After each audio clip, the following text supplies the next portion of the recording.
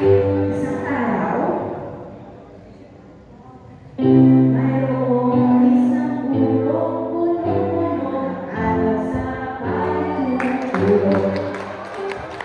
Siya ay palaging masiyahin, hindi nakikita ng araw sa bawon. Kahit mayroong hirap, kahit anong bigat, hindi sumusuko sa gawain.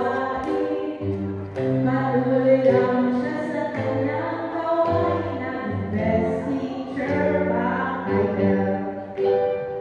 Sa bawat araw ay nakita ang kanyang pusay, siya di nagbabago. Ngunit isang araw, biglang nawala ang apoy ng kanyang pagtutulog. Siguro dahil sa mga problema niya, o di kaya sa gawain sa silid.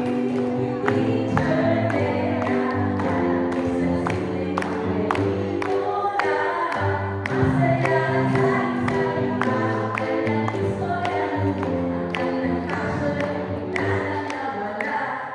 Hindi mapigilang damdamin, si Teacher Bea ay nakikita ng bigla.